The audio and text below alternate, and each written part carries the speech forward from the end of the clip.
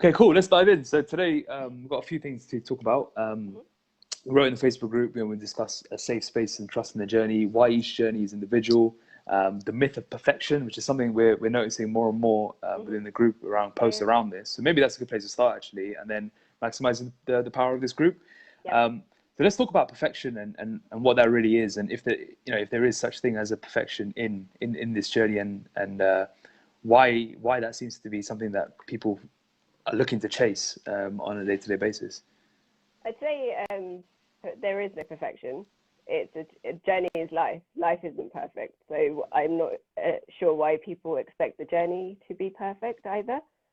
I think it can be off-putting because you're asked about adherence, and if you don't meet the requirement, you think you failed. That has a knock-on effect on your mental sort of health, because you think you're not doing it what is expected of you. But it's not about that. It's about just attempting, trying, at least show up to the requirement. If it doesn't happen, address that versus I have to get it green, I have to get it ticked off in a certain way. Life is life. You're not going to always be perfect with everything. So please don't assume that the journey is going to be perfect. You're going to have your pitfalls. You're going to have days when you can't train, or you're going to have issues with your nutrition as well. No one's expecting perfect of you either. I don't think our coaches sit there and go, I hope this person's 100% today. That's a ridiculous thing to think. No one does it. So I'm not sure why a lot of people assume that they need to be. And the moment that you let go of that dread, you'll be freer, and actually you'll achieve more because you're understanding, I'll call it pitfalls, but what you're doing is you're learning and you're evolving, because in your sort of days where you can't do something, you learn more about yourself. So actually, if you're trying to chase perfection, in a weird way, you're not educating yourself any better either, because you're missing the point. The days you struggle are your biggest learners. So don't sort of try to chase that 100%. Just take it by what it is, drive towards the better, and see what happens on the days where it's not working out. Once you do that, actually you'll be much better. And I was actually saying this to Ivan the other day. I actually am happier because I don't dread being perfect. I don't sort of, if something's gone wrong, if something's not happened, I don't dread it anymore. I work with him on it because he's trying to get the best out of me, and not every day is going to be like that, but I'll learn from it. And that I feel happier. In my 34 years of existence, I told him, I've never been happy. And to be now completely content, that identity crisis is gone. But that's the only because I stopped chasing that thing where I needed to be on point all the time, because it felt like a pressure. I was on the team as well, so it always felt like a pressure, but it's gone. And I'm doing much better. So don't chase that perfection. It doesn't exist, Well, I was saying, like, a long-term lifestyle solution, achieving anything over 80% is considered is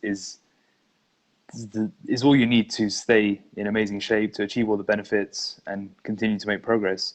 But I also wrote in an article this week, the deep dive on behavior, mindset, and identity, that when you're going through that transition, once you've hit a checkpoint and you're trying to consolidate everything you've learned so far, anything above 0% should be considered a win. And that change in mindset can go a long way in avoiding dread around a check-in, or avoiding feeling like you're a failure, or that everything you did in the past is now no longer productive because you're not on it at all times, and you're not being as quote unquote disciplined, etc. Yeah, it's a lot to do around not being asked to do it either. I think a lot of it was a requirement, so you needed to. Now it's just part of the norm. And if you're, like you said, if you're doing it just 1% and it's part of your new norm, you've won. You've actually won the whole week, because that is growth, and that is a proof that you are excelling in the journey. And there's no right or wrong either. We said it in the webinar last week. There's no right or wrong to this. It's to your own way. the strive for self, the self is the key driver here. So what is right or wrong? You've never explored it. So how can you know if it's right or wrong? Doesn't make any sense. Yeah. And on that, like, what's the difference between perfection and accountability? I think perfection, you're blinded by if you're doing something wrong. I think you are always striving to make it 100% correct, whereas accountability pulls you up on your things you need to work on. It keeps you grounded as well. I think it's a humbling experience to be accountable, because it reminds you from an objective view that something may not be the way to do it. It makes you humble. It drops your ego. Sometimes in the strive for perfection, you stop listening to other people. You know, you don't want to listen to anyone because you want to just strive for that 100%. Isolates you, I'd say. It isolates you from being okay to take feedback. Makes the coach's job harder as well. I mean, they're not going to be able to work with you if you're always striving for perfection, because they know it doesn't exist. You should know too. Yeah, I always think that the power of the check-in is more around the accountability than the showing whether you've hit the scoreboard or not. You know, there's the whole green and red can. And one thing I actually figured out, I think someone mentioned it recently to me, is that even if you, and this is probably something we should change, but you know, if you've only got 3 cardio sessions to do in a week, you'll still see red, even though you haven't done anything, you haven't missed anything. So I was thinking, we should change that to like an amber color if it's not applicable. There's probably something, it's completely off topic, but just more from a no. psychological point of view here. Noted. But no, just on that note, is that there's a thinking around the check-in has to be around how green can you get it. But really the accountability is to drive you, especially as you're talking, you know, in the length of the journey, is to drive you towards that new person or revealing the person that you really are, and shedding the skin. And you're held accountable so you don't run away. And that's where fear of accountability comes into place, because fear of accountability is when you get scared of facing up to it, and scared of dealing with the crutches that you've held on to, or scared that you might be missing something that's very obvious to someone else, and that an objective eye can pick up on. Yeah, it's definitely. I mean, it can, as a client, it can be off-putting to see a lot of reds all the time, and you kind of feel like a failure. But you have to even from very early on in the whole journey, you have to rewire your thinking there. It's not to catch you out, right? It's just it's a snapshot of what's happened. It's like a photograph. It's a snapshot. Just like actually the shoot. The shoot is a snapshot of what's happened. It's wired to be an achievement, right? But your weekly sort of progress is just a snapshot. It's a phase in itself. It's not going to last forever, and the control is with you. How you look at that red depends on you. And for ages, I was the same, and I'm not oblivious to that, because I was the absolute same. I was like, I'm seeing so many weeks on end where I'm not achieving, and I started to dread that check-in. But actually, it's not about that. It's just, well, I haven't dug deep into why. Why didn't I get my training session in? Why couldn't I meet my step target? And I've noticed recently, when a step target, it's what you always say, when the step target is low, something's going on, and you've got to kind of address that. But even in the provide and the journey that we provide, sometimes there is a fear to dig deep because people are scared to find what's really going on or face what's really going on. But that's where true transformation is. Transformation, in its real terms, is addressing that absolute issue or whatever it is that's going on, and then changing that. And once you change that, everything transforms. It has a knock-on effect to everything. My step count is low because I don't look after myself. Why am I not looking after myself? Because I'm too stressed with probably work or something that and why am I getting stressed with work and not looking after myself there? It's because I feel guilty for leaving something and actually focusing on myself. Okay, so that guilt needs to go. That's digging deep into me and my psyche and what's going on just from that red. And if you don't dig that deep, if you don't go to that level of your psyche and your behavior, then it's never going to be addressed. And actually, the transformation journey that RNT gives is going to be a waste. You have to learn to dig that deep into why. You have to learn to dig that deep into what the hell's going on. Why is it that I hit 6K today and not the 10 that was required of me? It's because I left my walk to 7 o'clock in the evening versus getting it in first thing in the morning. I would have achieved it and still carried on with my work. Why didn't I go in the morning? Because I knew what the stressful work that I had to do and get it done. That played on my mind. So self-care went out the window. Self-care went out the window. Why? Because I feel guilty for leaving my work. That is digging deep. That is the reasoning. Okay, great. I can tell my coach this. And that is something we can work on. Non-negotiables came in, right? I told you because you're my boss, you know, and we can all work together. We can all work together with that. And actually, I can get the steps in the morning. I can not stress about my work as much as I have been, and then I can still achieve and look after myself. Because if I'm better at looking after myself, it has a knock-on effect on my work. What was happening is work gets affected, which is horrible for me because I love my work. So you have to dig deep. You have to dig deep into the reds, because if you're seeing it as a failure, then you're missing the point. You have to see it as the work needing done, and you have to address that. And you have to dig, because that is where transformation is. So opportunity to improve. And just to go a little bit further on that, there's one step is actually doing the digging, which is the introspection, but then there's actually actioning it, and that's what you need to do. And what a lot of people fall into the trap of is they'll do the digging, and then they'll realize what the issue is, and then all of a sudden that fear of accountability will kick in, or that fear of dealing with that, and the actual action bit, the action element gets scary, and it's like, well, actually, let me just hold on to this crutch for a little bit longer. It's actually not causing me that much issue when it really is. Let me just hold on to this crutch for longer, and I'll deal with it later, or I'll deal with it when the time's right. And the reality is, it doesn't. It just keeps building and building and building, and it's building, but you haven't applied any action. And that's probably, like, I don't know if that's worse or where it is on the spectrum, but you need to then follow it up with action. So, like, for example, if you're yourself, there's like, okay, so why are you feeling guilty around work? Okay, maybe it's this reason. Okay, then let's work on that reason, right?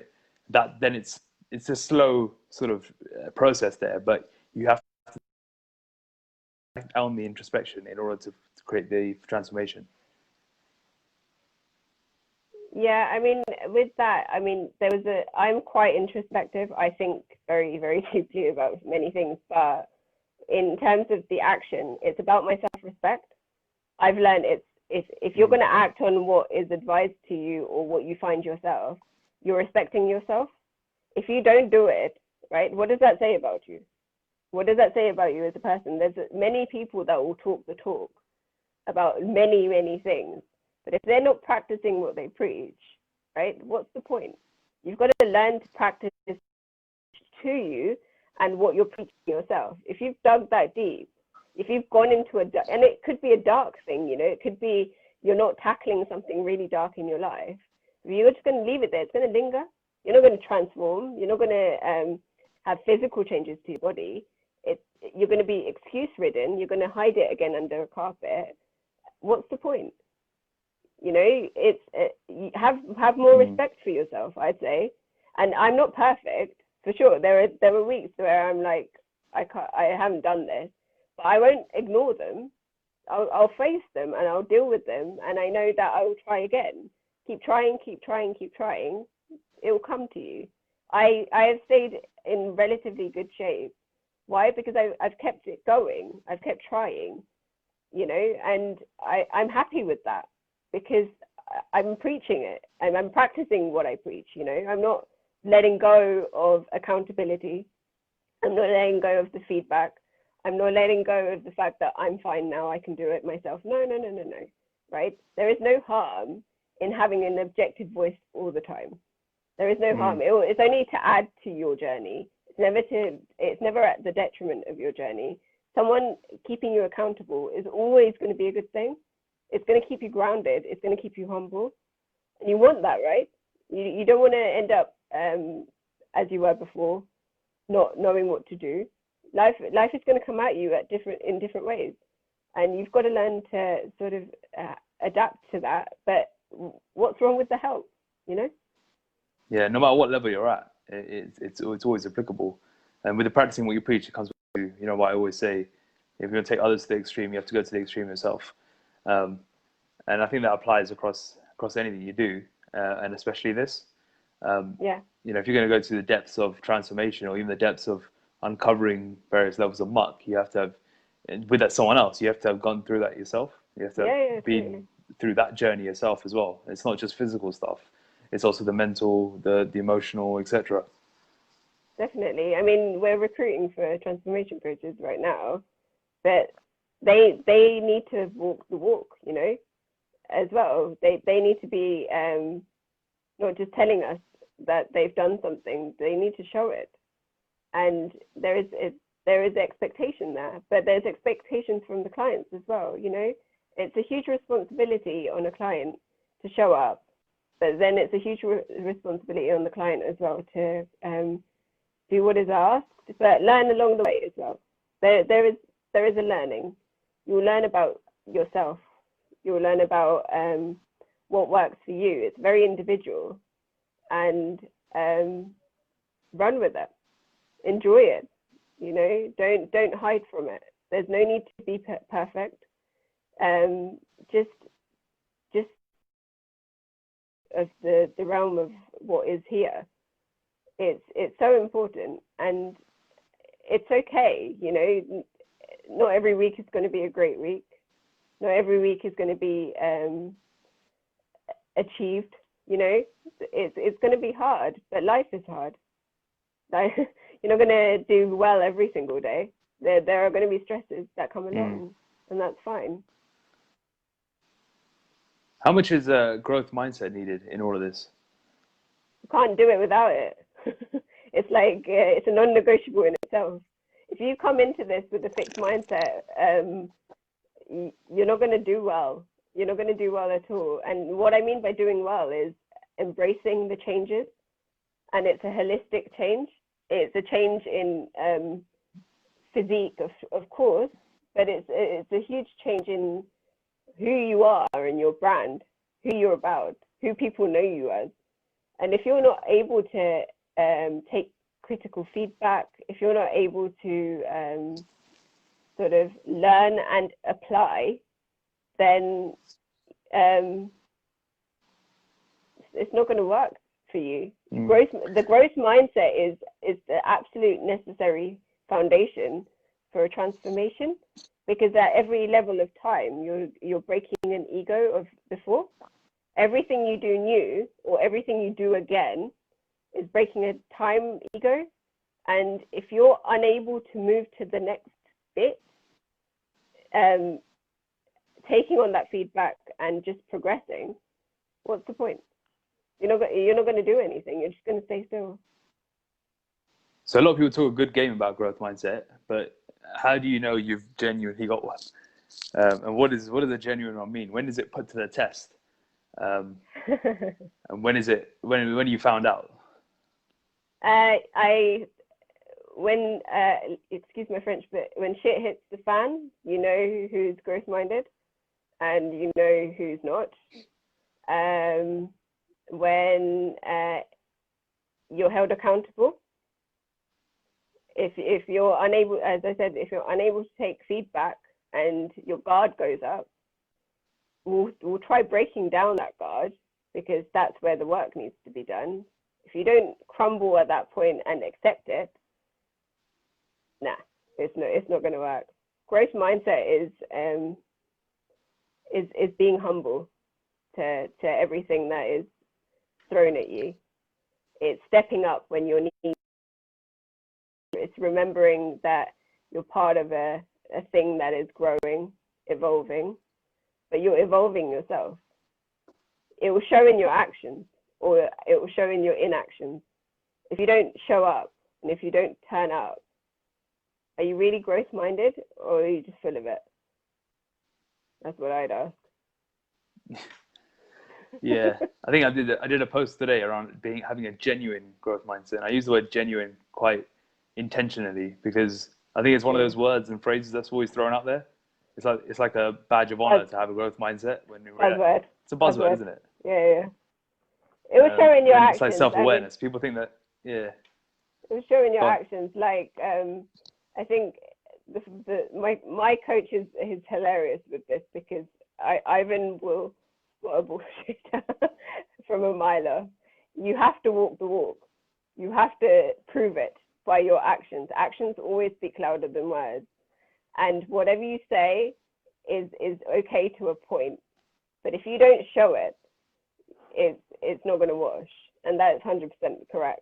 You're not going to prove that you're grossly minded at all if you don't do what is asked of you, if you don't evolve, if you don't transform. No point. Yeah, leaning in when things are changing and turbulent is probably the biggest one I've seen. And that goes in any respect. Like if we just take the journey here, the transformation journey, when everything's going on in your life, and you're still there to show up and take ownership of whatever's going on, I think that's a big sign. But when someone defects and shirks responsibility, I think that's always a key giveaway. Definitely, ownership. Take ownership. Yeah. It's initiative and ownership. If you can't own your responsibility, if you can't take initiative when nothing is asked of you, and you go out there and you problem solve yourself, if you go out there and you own that situation, even when no one has asked of you and no one's asked it of you, that shows it, right? I had a boss, a couple of bosses before you, who said, do what is asked, then that's your integrity. That little bit more is what no one sees. That's your integrity. It's showing up at that point, which will be memorable, will matter the most. In terms of growth, it's clear growth mindset because it's evolving. It's thinking outside that box. It's not fixing yourself. For example, if everyone read your book and just followed the book, that's fixed. You will evolve that book. You will evolve what is written in that book. So why are people sticking to that book? A lot of people talk about dips. A lot of people talk about the grind and stuff like that. But that will evolve. I said last week, a dip could be a perspective. You might not have one because of your mindset. If you're grossly minded, if you've got a growth mindset, you might not see it as a dip. You just might see it as a thing in the road that you will overcome. Some people in dips stay where they are. The book they never thing. get out of them. Go on. Sorry, it lagged when I interrupted you. Go on. That's it. That was all. Go on. No, I was saying with the book is this is something Ivan has a pet peeve around. He was just mentioning it to me a couple of months ago, and he was saying people come to me and say, look, it's been written in the book, so that means it's got to happen, and it's got to be done this way, and yeah, okay, the book's been written on it, but it's also just a framework. It's just a framework and a methodology that's documented at a period of time, and yeah, the overall framework is still there, but it's malleable within and it's adaptable within. And your ability to say, yeah, okay, the book says this, but really, for me, I need to just take this approach slightly. That's growth, and that's okay as well. Like if you don't have the grind, that's okay. If you don't have a hard consolidation, that's okay.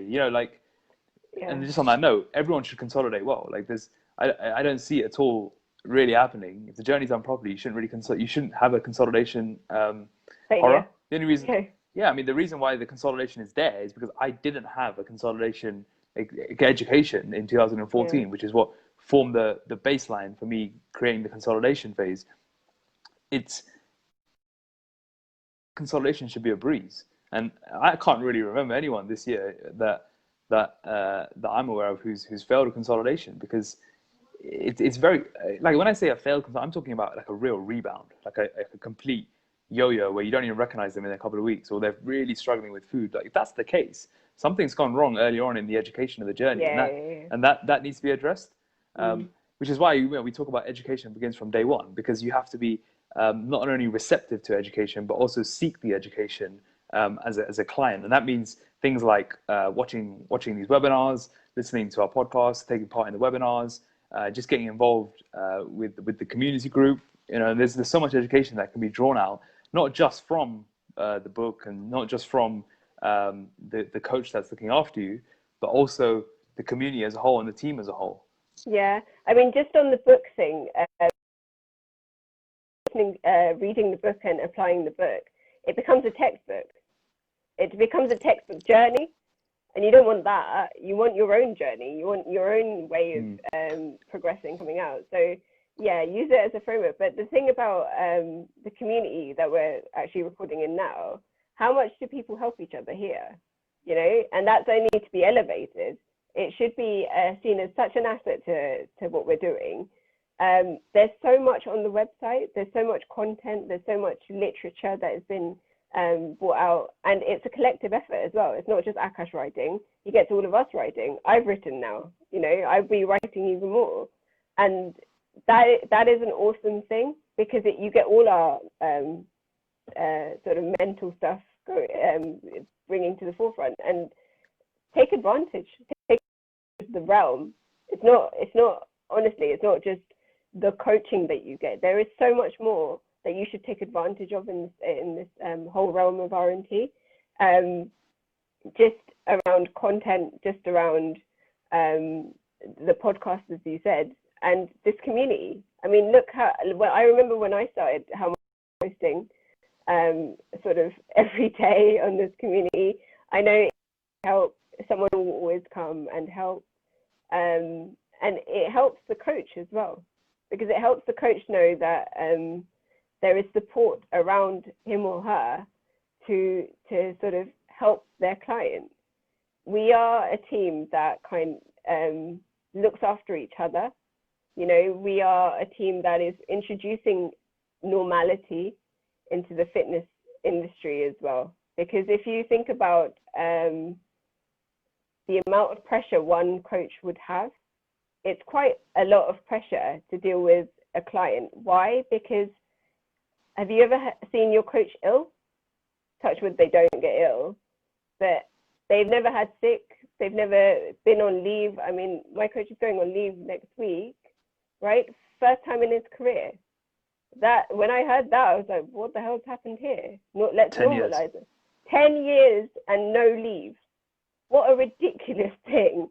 So we've got a process of leave, and the whole team will sort of help out, and one of his clients is okay, right? And as a client, you should always trust the whole realm of RNT. It's a whole big safe space for you to be looked after, and none of our coaches will ever sort of disrespect that trust. None of them. So next week, if you're allocated to someone else, right? Remember, the guy deserves a break. He'll come back fresher and stronger. Whoever's looking after you will have the same mentality as him if he was here. And that's really, really important, because as much as the coaches are there, they are human beings too. And I say this as a client myself, I say this as a team member, that there needs to be normality in this realm to ensure that everyone is stronger for it. If you have a rest period, it's always helping you. It's never to your detriment or any of the client's detriment either. And as a client, you'd want that for your coach, right? You want the best out of them. So we want our team to be able to do this and help you better, but it's a collective effort to look after you if they're not there. And that needs to be embraced by everybody. Because if I hear again, like, that I've not had leave for 10 years, I'm sorting that out. I'm sorry. But when I heard that, I was like, what is going on? How can we have a sector that's looking after health and self-care, but the coach at the end of the day has no time off or no ability to have a breather? That breather is so important. They're going to come back much more refreshed to help you. That's allowed. So I'd say to all our RNT clients, just remember the human beings that are looking after you need to have those breaks.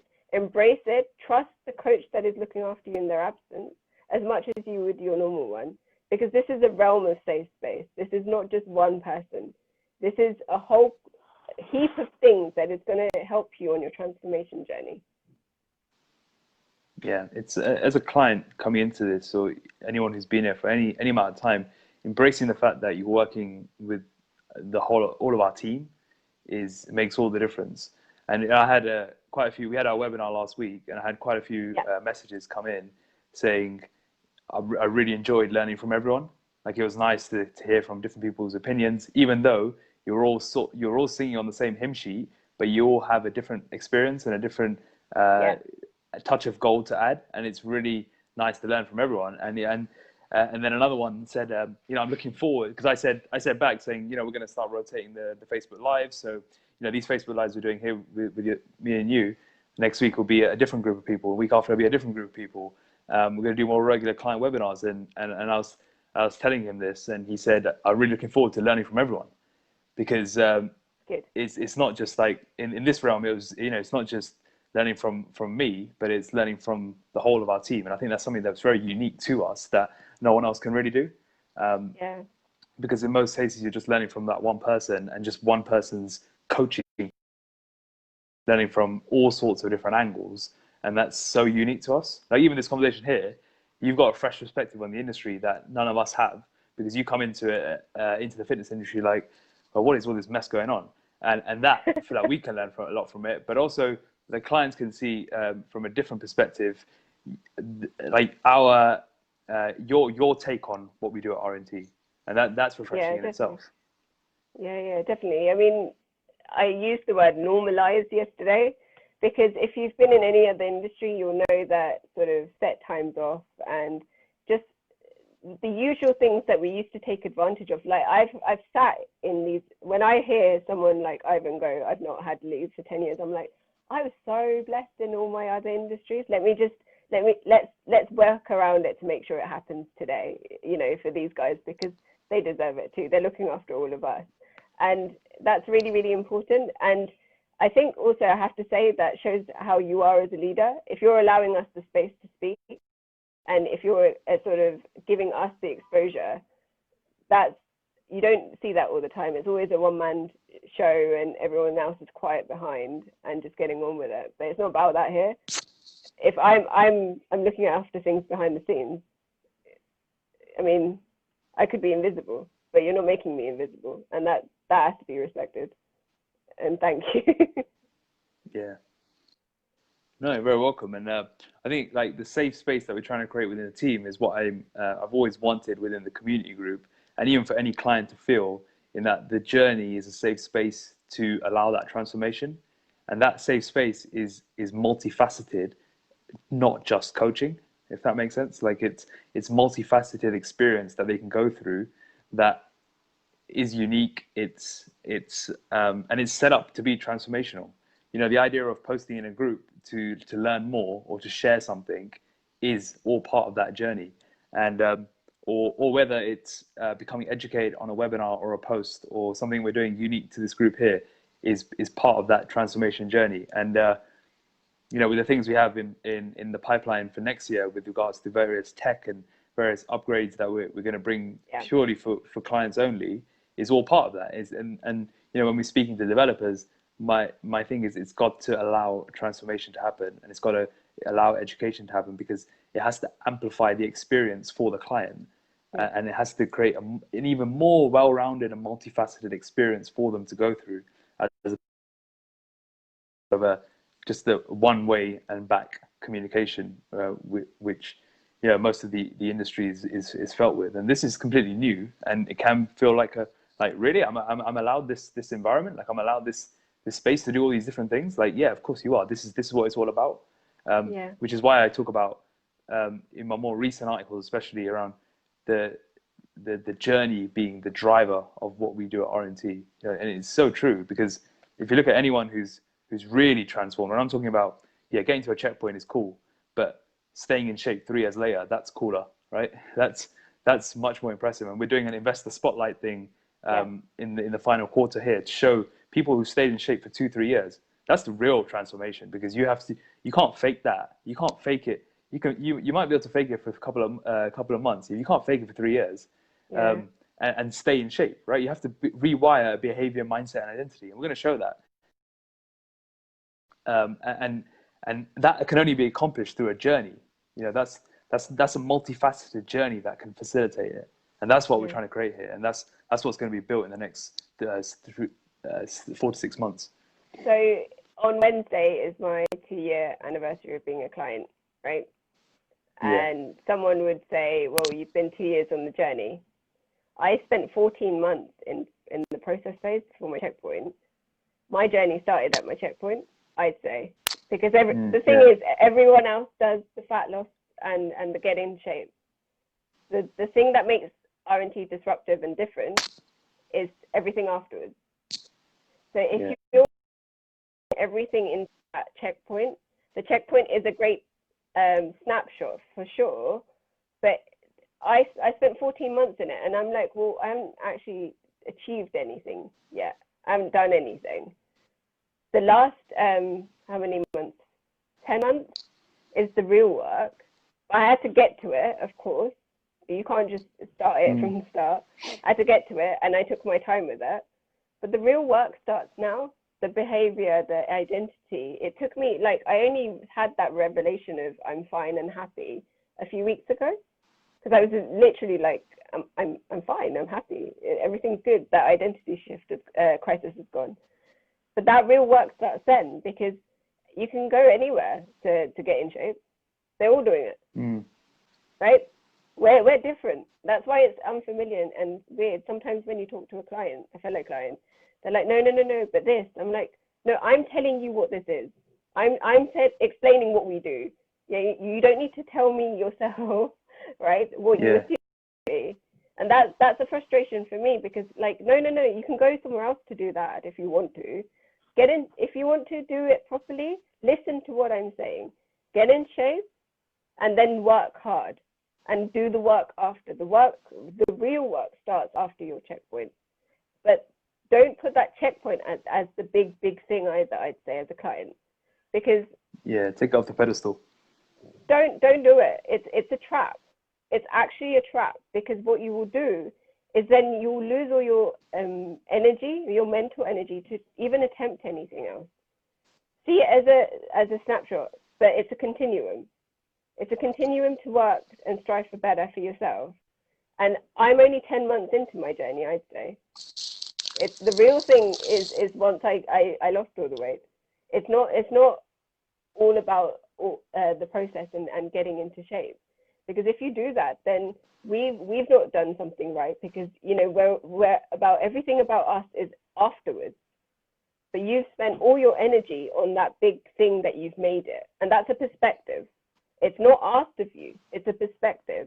You need to make it as a continuum, because life is a continuum. I was thinking about this the other day. How much mental energy and then we were like, oh my gosh, this is tiring. Once we graduated with our degrees, it's tiring. But then you've got the whole of life to go. You've got to earn, you've got to work, you've got to graft. Then, so do the same here. Don't put everything on that one pedestal. No one's asking you to do that. Yes, it's a big day, but do you know what? I was like, honestly, it was nothing. Yes, I got into shape, and yes, oh my gosh, Puja lost 25 kilos. But I've had to work hard in the last 10 months, and it's still hard. I'm still a novice. I'm still learning, and it's not going to be an overnight thing. There's a long way to go.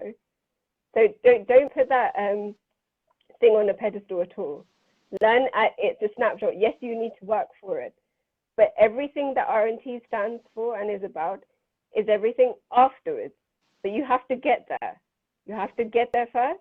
You don't put all your energy in the first race. You have to treat it as a long race. There won't be a finish. A few months ago, I put, is there a finish line? There isn't one. It's a continuum. It's like the Hindu philosophy, destruction is rebirth, right? There's no end. It's just a continuum. And you have to treat it like that, because if you don't, it's a waste. You're not transformed, right? If you get to your checkpoint and you go, you're not transformed. You just got into shape, which is not what we're about at all. Yeah, so true. Like fat loss is, look at the first line of my book, getting into shape is easy, right? I wrote that for a reason, because it is. Like you just have to, and you just have to, and look, I say it also with like, there's also a bit of, impact with the first line as well. But the reason why I wrote that is because, what was that? Has to be. It's a book. Yeah, and the reason why I wrote that is because, if you diet and you expend enough energy over a consistent period of time, you will get into shape. But it's about getting into shape properly. Yeah. Like, can you get into shape with learning about yourself, and can you get into shape with a journey? Because then you won't binge after, then you won't yo-yo after, then you'll think, okay, I've got into shape, now I know I need to start the hard work.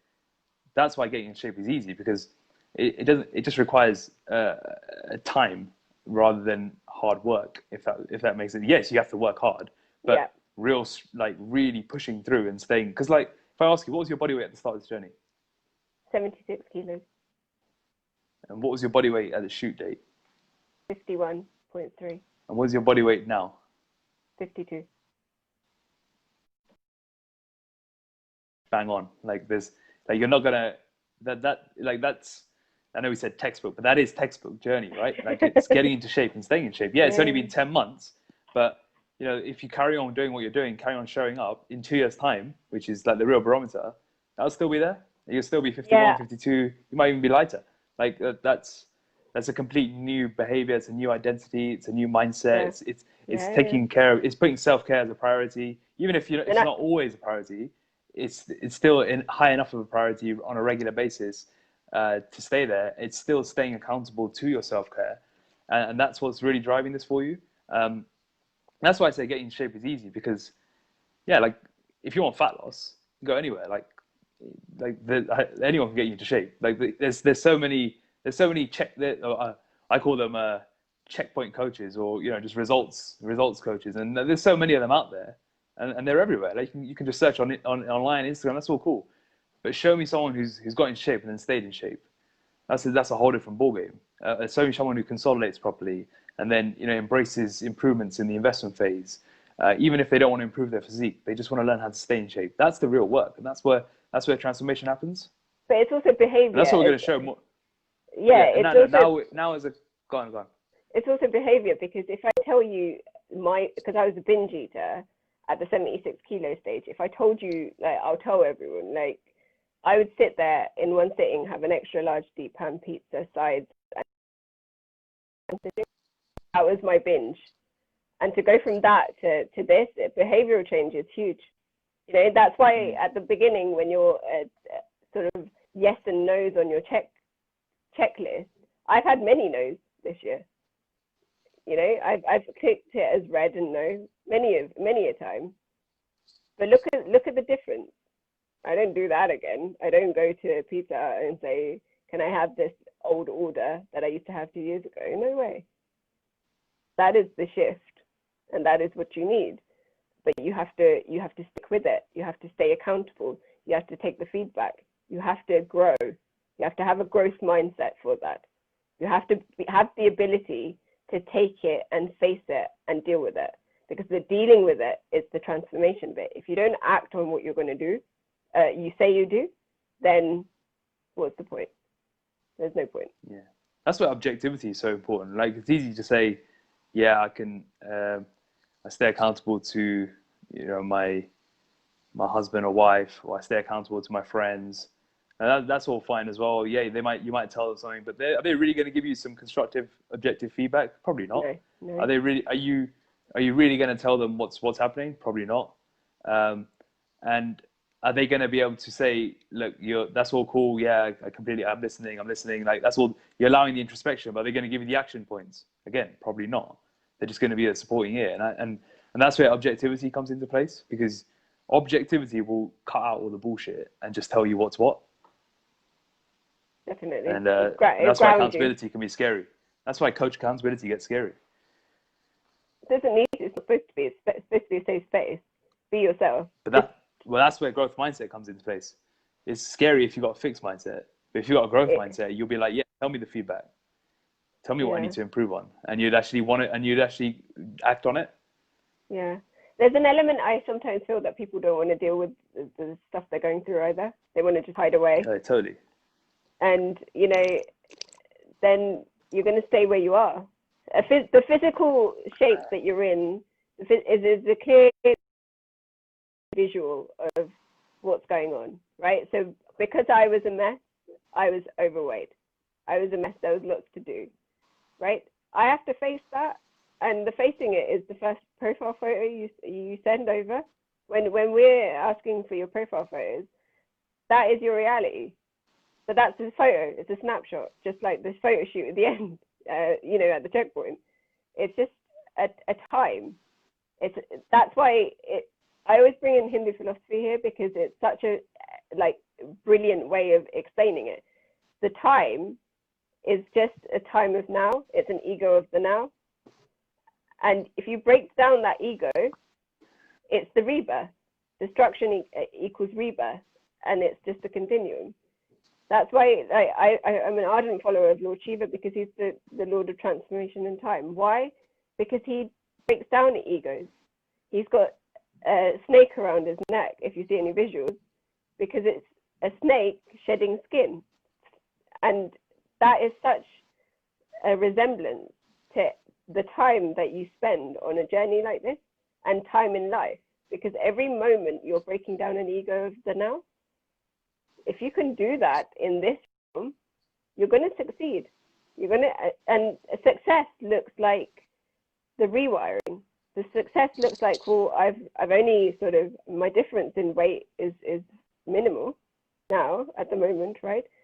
The success is the intangible things that you see in how you are, you know, where you're applying what you've learned, or where you're applying your new identity in your work, or, you know, writing or creativity, or just something you've never done before, or you never thought you could do before. But that time element and that ego breaking is so necessary. If you don't face it, when are you going to face it? We all have a lifespan. You know, do you want to spend your entire life just not facing it because you're scared of what will unravel? Take on that fear, because that is where you will need to. That's where you will need to go to be able to then deal with it. But don't fear that. That's why your coach is so important. This community will help you. You know, there is so much on just the website, and we're doing so much behind the scenes around that. It's so that you are able to, in a safe space, face everything in that first photograph that you send us, because that is a visual representation of what's going on. It's so, so, so important. It's disruptive because it's never been done before, but it's necessary, because if we are going to transform people, they need to deal with their shit. End of. Right? And we will help with that. And that's 100% safe space to do that with anyone on this team. If you come to me, I work behind the scenes. I'm not a coach, but if you come to me, I will help you, because I know, right? I get it.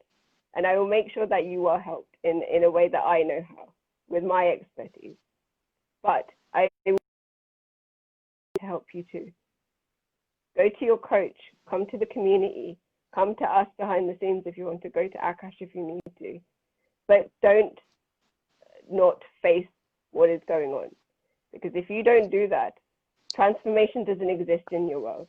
It's just going to be a physical change, and it won't mean anything. It doesn't mean anything, actually, because it's such a tangible thing.